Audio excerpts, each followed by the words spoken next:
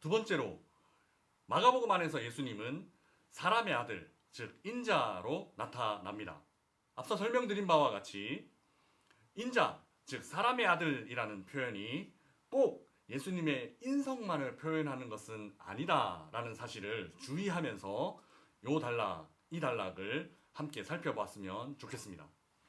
우선 고대 근동에서 인자라는 표현은 특히 아람어에서 그냥 자기 자신을 가리키는 표현입니다. 나라는 표현 대신에 인자라는 표현을 사용한 것을 알 수 있습니다. 특히 에스겔서 같은 구약성경에 인자라고 표현된 것은 거의 대부분 자기 자신을 가리키는 표현입니다. 예수님도 자기 자신을 객관적으로 표현하시기 위해서 인자라는 표현을 자주 사용하셨습니다. 그런데 이 인자라는 표현이 사용된 곳에는 독특한 그 예수님의 역할들을 담고 있습니다. 약 세 가지 정도로 추려볼 수 있는데요.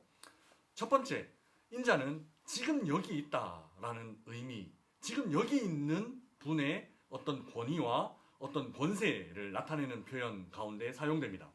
주로 앞부분에서 2장 1절 같은 곳에 예수님은 자기를 인자라고 부르시면서 죄사함의 권세를 가진 사람으로 자기를 드러내십니다.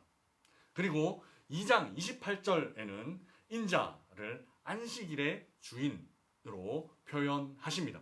지금 너희들이랑 이야기를 나누고 있는 나, 예수가 어떤 권세가 있는지, 지금 어떤 힘이 있는지, 어떤 사람인지에 대해서 드러낼 때 인자라는 표현을 사용하고 있다는 사실입니다. 때문에 제가 앞서 설명드린 것처럼 이 인자라는 표현이 단순히 그냥 완전한 인간, 예수님의 인성을 표현하는 것은 아닙니다.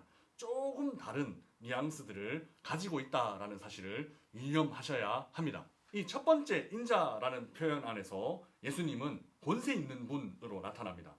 그 권세는 완벽하게 율법을 해석하실 수 있는 분입니다. 무슨 뜻이냐 하면 그 죄사하는 문제라든지 안식일의 문제라든지 이런 문제들은 유대인의 율법과 굉장히 관련이 많이 있습니다. 뿐만 아니라 유대인의 절기와 또 관련이 있습니다. 죄사함 하면 생각나시는 날이 속죄일, 염키푸아를 떠올리실 수 있을 것이고 안식일은 더 이상 제가 설명드릴 필요가 없을 정도로 유대인들이 굉장히 중요하게 생각했던 날로 이미 알고 계실 것입니다. 속죄일과 안식일 두 유대인들의 아주 중요하게 생각하는 율법 그리고 절기를 예수님이 완전하게 정말 하나님의 뜻이 그 절기를 통해서 그 율법을 통해서 어떻게 나타나는지를 완전하게 설명하시는 장면이 바로 이 인자라는 표현 안에 들어가 있고 그 인자라는 표현을 통해서 예수님이 그렇게 율법을 완전하게 설명하실 수 있는 분이라는 권세를 나타내시는 것입니다. 인자로 나타나신 예수님은 유대인의 율법, 유대인의 절기를 가장 완벽하게 해석하시는 분이십니다. 둘째, 인자라는 표현은 순환과 자주 연결되어 있습니다. 예수님이 당하시는 고난, 죽음 이런 것들과 자주 연결되어 있습니다. 9장 12절 안에서 이사야서 53장이 함축되어 있습니다. 이르시되 엘리야가 과연 먼저 와서 모든 것을 회복하거니와 이제 인자에 대하여 기록하기를 많은 고난을 받고 멸시를 당하리라 하였느니라. 이사야서 53장이 함축적으로 들어가 있습니다. 이 인자라는 표현과 함께. 그리고 인자는 죄인의 손에 팔릴 것이다 라는 표현이 14장 21절 그리고 41절 등에 나타납니다. 죄인의 손에 팔려질 것입니다. 가룟 유다의 배신으로 대제사장들에게 유대인 종교 지도자들에게 예수님은 팔리셨습니다. 그리고 그 종교 지도자들은 빌라도라는 이방인들의 손에 예수님을 넘겼습니다. 그리고 그 이방인은 다시 사형 언도를 내릴 수 있도록 예수님을 종교 지도자들에게 다시 넘겼습니다. 그리고 예수님은 십자가에 죽으십니다.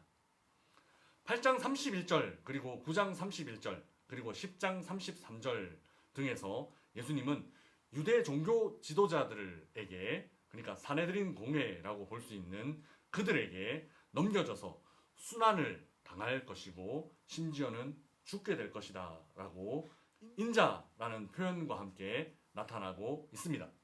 그리고 10장 45절 말씀에서 인자는 섬김을 받으러 온 것이 아니며 도리어 섬기러 온 분으로, 그리고 심지어 인자는 대속 제물로, 다른 사람들을 살리기 위한 대속 제물로 온 것이다 라는 사실을 이 인자라는 말씀과 함께 밝히고 있다라는 사실입니다.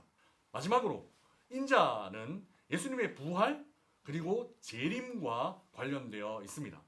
8장 31절과 9장 9절, 9장 31절, 그리고 10장 33절 이하의 말씀 안에는 그 인자가 고난을 당하실 뿐만 아니라 다시 부활하실 것이다, 다시 살아나실 것이다 하는 내용이 포함되어 있습니다. 인자는 죽으시고 다시 부활하시는 분이십니다. 그 예수님의 부활을 통해 죄와 허물로 죽은 사람들을 다시 살 수 있도록, 다시 살 수 있는 길을 열어주실 것입니다. 8장 38절, 그리고 13장 26절, 29절, 그리고 14장 62절 등에서는 인자, 즉 예수님이 다시 이 땅에 오실 것이다, 즉 재림에 대해서 말씀하고 계십니다. 이 말씀에 나타난 인자는 다니엘 7장 13절 안에 나타난 인자와 직접적으로 연결될 수 있습니다. 다니엘 7장 13절입니다. 내가 또 밤 환상 중에 보니 인자 같은 이가 하늘 구름을 타고 와서 옛적부터 항상 계신 이에게 나아가 그 앞으로 인도되매. 인자는 다니엘서에 예언되어 있는 것과 같이 하늘로부터 구름을 타고 이 땅에 다시 오실 분으로 묘사되어 있습니다.